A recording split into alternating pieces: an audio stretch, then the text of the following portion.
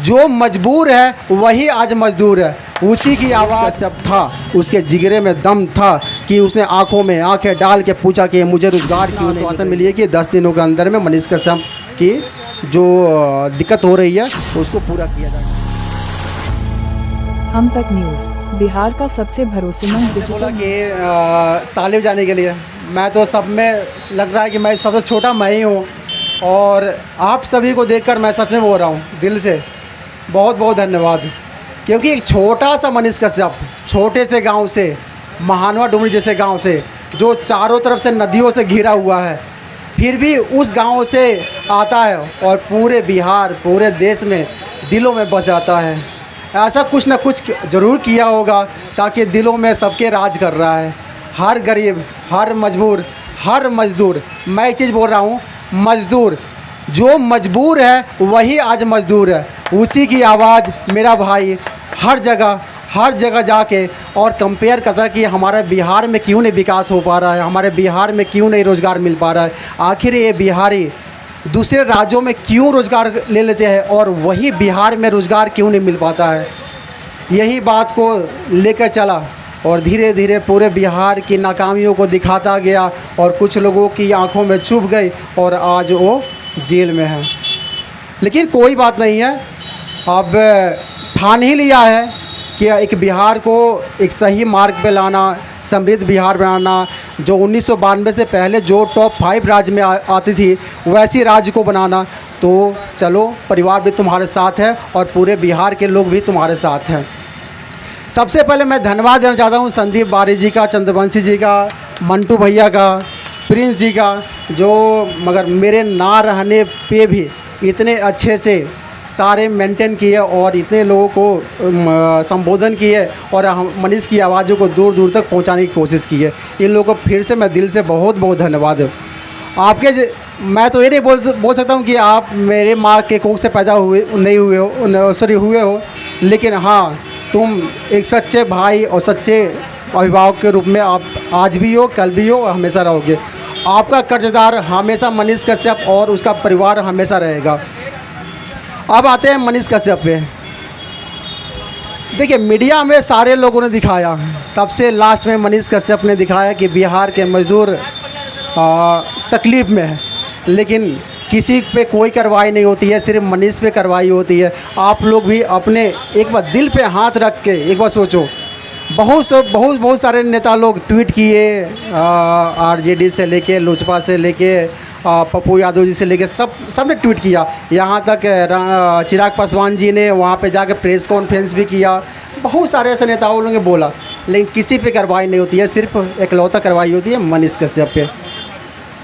अगर मैं मानता हूँ कि अगर मनीष दोषी था तो सारे पे कार्रवाई करना चाहिए था। जो लास्ट में दिखाता है उस पर कार्रवाई होती है, जो पहले दिखाता है उस पर कुछ भी नहीं होती है। चलो मान लेता हूँ एक गलत खबर है, फिर भी हर जगह क्यों बिहारी एक गाली सामान बन गई है। कभी महाराष्ट्र में, कभी असम में, कभी नागालैंड में ऐसी घटनाएं हम लोग भी सुनते हैं। जब से मैं जन्म लिया हूँ तब से हज़ारों घटनाएं ऐसे सुना हूँ। आखिर क्यों नहीं हम लोग सबक लेते हैं? आखिर हम लोग सबक क्यों नहीं लेते हैं? हम बिहार को मजबूत बिहार क्यों नहीं बनाते हैं? यही एक तमिलनाडु राज्य थी, जब महाराष्ट्र में इनके नाम पे एक पार्टी बन गई, इनको भगाया गया। तमिलनाडु ने एक सीख लिया कि मुझे एक समृद्ध तमिलनाडु बनाना है, और आज सबसे ज़्यादा फैक्ट्री कहाँ है? तमिलनाडु में।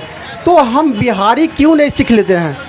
आखिर क्या हमारे में कमियां है? क्या हम पढ़ाई में कमी है? क्या रिसोर्स में कमी है? कुछ भी कमी नहीं है, बस हम जाति, पार्टी, धर्म इसी में बटे हुए हैं। मैं भी एक बिहारी हूँ, मैं भी बेतिया से ही हूँ, और मैं पढ़ाई किया कहाँ से किया? दिल्ली से पढ़ाई किया। रोज़गार कहाँ किया? दिल्ली में रोज़गार किया।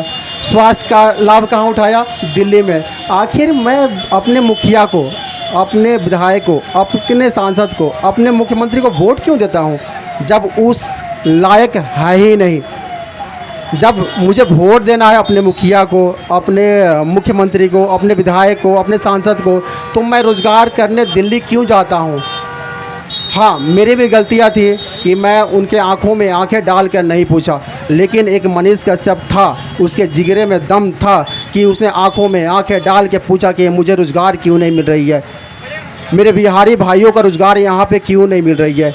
आखिर चुनाव आते आते आप लोग इतने बोलते हो कि इतने रोज़गार मिलेगा, ये मिलेगा, वो नहीं मिलेगा, वो मिलेगा, लेकिन जैसे ही चुनाव ख़त्म हो जाती है आखिर बिहार के लोग, बिहारी क्यों पलायन करने पे मजबूर हो जाते हैं? आज आप भी एक बार गूगल करके देखना, किस राज्य में बिहारी नहीं है? हर राज्य में छोटा सबसे छोटा राज्य गोवा है। गोवा में भी 37,000 बिहारी लोग काम करते हैं। ऐसा क्यों भाई? हमारा 13 करोड़ की आबादी, वहाँ पे 33 लाख की आबादी, क्यों? तो हम लोग को सोचना होगा। हम लोग सबसे पहले जाति पार्टी धर्म को छोड़ के एक समृद्ध बिहार को बनाने की कोशिश करना होगा। चलिए, अब तो इस लायक बोलने लायक मैं भी नहीं हूँ, क्योंकि मैंने भी कभी इस पे आवाज़ नहीं उठाया, लेकिन जब परिवार पे पड़ी तो मुझे भी आना पड़ा, मुझे भी दुख लगा। तो मैं एक ही बात बोलूँगा, मेरे परिवार की आवाज़ बनिए। एक मनीष पैदा हुआ है हमारे परिवार में, हमारे राज्य में, हमारे विधानसभा में, हमारे लोकसभा में, हमारे भारतवर्ष में, तो उसकी आवाज़ बनिए। जब तक आप आवाज़ नहीं बनिएगा तब तक मनीष ही रह जाएगा। तो आप सभी से रिक्वेस्ट है, आवाज़ बनिए।